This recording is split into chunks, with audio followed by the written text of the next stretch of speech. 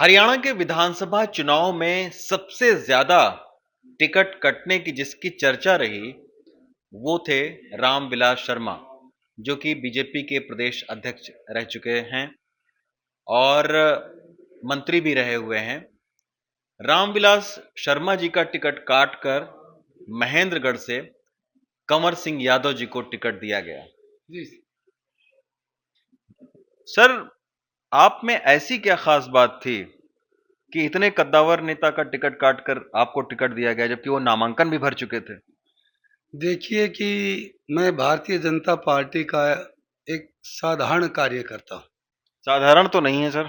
साधारण देखिए होते तो कि टिकट कैसे इतने बड़े मैं नेता का कटता? मैं तो अपने आप को साधारण कार्यकर्ता मानता हूँ, अच्छा। क्योंकि 1994 से हम्म। पार्टी का मंडल का महामंत्री हम्म। से लेकर जिला अध्यक्ष तक हम्म।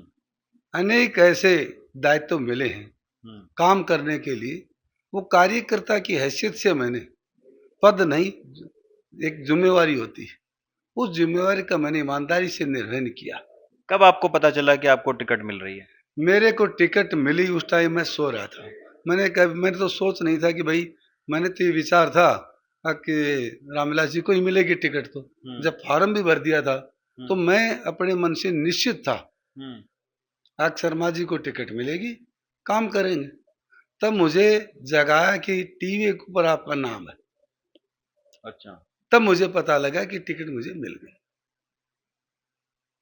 लेकिन उससे पहले आपको आभास नहीं था कि भाई आपको? 1% भी आभास नहीं था। कभी चर्चा ये थी आरपीएस को, मनीष को मिल रही है, कभी बहादुर सिंह को मिल रही है, कभी संदीप निर्दलीय था उसको मिल रही है, कभी किसी को मिल रही है, कभी कि रामविलास शर्मा के टिकट मिलना तय ही है। इस तरह की बातें टीवी के माध्यम से हम सुनते रहते थे। आम ये चर्चा थी कि रामविलास जी को टिकट ही मिल रही। सर, अंदर से इच्छा थी चुनाव लड़ने की?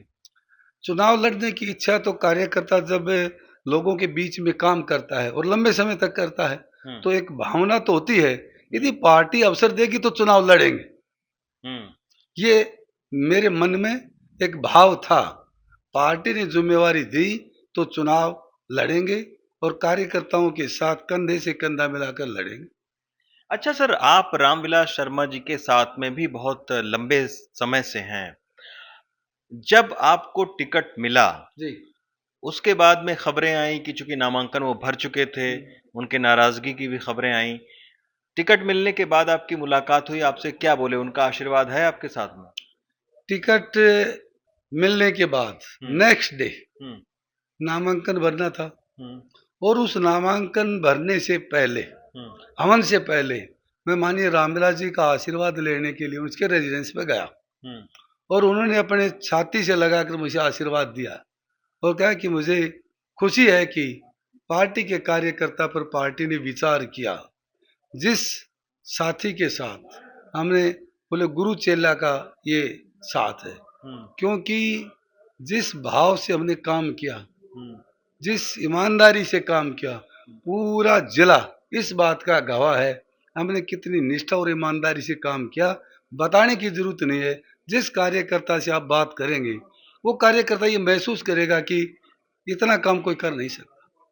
लेकिन बीजेपी के कई सारे नेताओं के भी बयान आए। राव इंद्रजीत जी का बयान जी। आया कि एक वरिष्ठ नेता का टिकट नहीं कटना चाहिए था, बीजेपी ने उनका अपमान किया है, इस तरीके की भी बातें आई।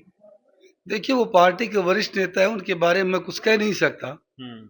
लेकिन मैं तो पार्टी के शीर्ष नेतृत्व का और आदरणीय रामविलास जी शर्मा के मेरे नाम पर कोई विरोध नहीं किया अच्छा। कि इसको नहीं मिलनी चाहिए। यदि विरोध होता हम्म। तो आप ये बात कह सकते थे। जब टिकट दिया है तो ये तो नहीं है कि रामविलास जी की नाराजगी के उनको कॉन्फिडेंस में बिना लिए दे दी। मैं तो नहीं मानता इस लेकिन बात जब नॉमिनेशन उन्होंने भरा को। जी। तो आप लोग को तो पता ही होगा। इस बात का मुझे पता है, लेकिन ये कहा कि भारतीय जनता पार्टी के रामविलास जी बड़े कद्दावर नेता है हम्म। और उन्होंने जब फॉर्म भरा है सब जगह चर्चा हुई। हम्म।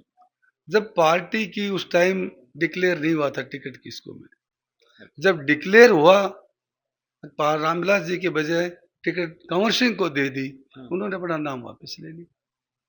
शुक्रिया हमसे बात करने के लिए। महेंद्रगढ़ से रवीश रंजन शुक्ला, एनडीटीवी इंडिया।